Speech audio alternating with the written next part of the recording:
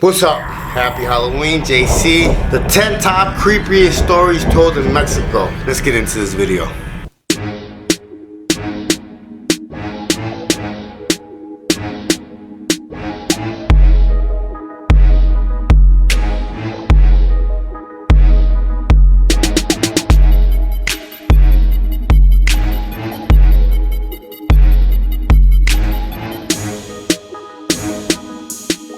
Hey, what's up, JC? Wrong Strong. If you're new to my channel, make sure you subscribe, hit that bell, don't miss none of my shenanigans.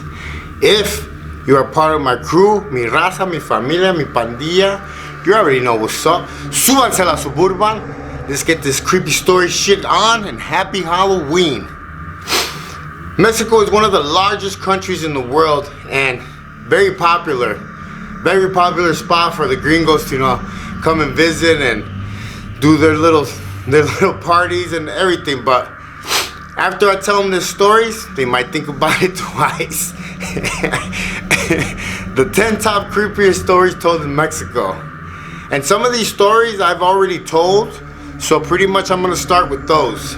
So let's get started. Number 1, La Llorona. La Llorona cries for her children. This video's up. Just go back and you'll find it. La Lechuza, number 2. Also, this video's up. Go back and find it. Number 3, La Lechuza. Yeah. These videos up. Also, just go back and watch it. And last but not least, that's already up. Also, El Chupacabras. Check them out. I'll put some of the descriptions on the cards at the end of the video. Make sure you watch them so you could pretty much get an idea of what other stories told in Mexico, because it's very, very different culture to, United States and other parts of, Latin America. Alright, let's get into this. El Cucuy. My mom would always say, si no te portas bien, I'm gonna tell El Cucuy to come and get you. El Cucuy is gonna come and find you. Famous last words. A warning from my mom. El Cucuy, otherwise known as the boogeyman, is a creature who preys on children and prefers misbehaved children. He shows up at any given time, any moment at night, in your closet, under your bed, at the foot of your bed. I mean, you name it. I'm pretty sure he visited me once, because I'm pretty sure that's the motherfucker that grabbed my feet when I was a kid at night and scared the shit out of me.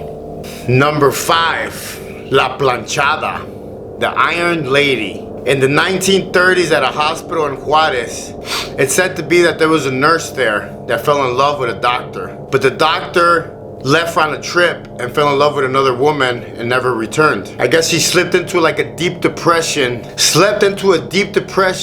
contracted an illness, but before she died, she killed one of her patients. Those are the rumors. She murdered a patient and another nurse in hopes of overcoming her heartbreak from the doctor. It's said that she roams the hospitals and attends to patients in and out of different rooms, and it's returning to that room where she murdered her first patient. That one, I guess it could be scary if you're at a hospital, but if you're not, it doesn't scare you that much, right?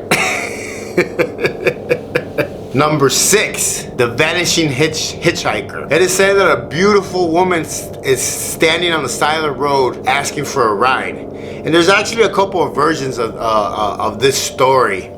The first one is that she vanishes as soon as they pull over, sometimes leaving an address, sometimes just vanishing completely. Sometimes the drivers actually, find the paper with the address and go to their house, only to find out that the parents are, grieving, and they say that today would have been her birthday if she wouldn't have been murdered. Now, the other version of the story is that a truck driver picks up this beautiful woman hitchhiking, right? He has sex with her all night, and she tells the driver that she has to go see her children, and he drops her off at that house. She asks him to pick her up on his way back. So the truck driver stops, knocks on the door, asks for the girl, and the parents tell him that she's passed away for over 10 years. So that's the two stories of the same hitchhiker story. It's a pretty common story in Mexico. Number 7 is called the White Death. Felt unloved and unwanted, she was driven to take her own life away. The spirit goes for anyone that knows her name or knows her existence, especially once you've said her name or told somebody about her. She starts to haunt you and tries to kill any of your loved ones. If you hear her knocking on your door, do not say her name, or she will kill you and kill your loved ones. That is the White Death, la muerte blanca, they call it. Number 8, the lady in the red car. Cruising down the streets of Mexico City at night, it is said that a red car containing a bunch of beautiful women often go after lonely men during the night, making them promises that, you know, they're gonna get down and you know what I mean, picking them up and you know, making propositions, but only leading to their death. So if the men say yes and they get in, they're found dead a couple hours later on the side of the road with symbols carved into their body. It is said that there are witches pretty much cruising around looking like beautiful women, just making sacrifices to the devil.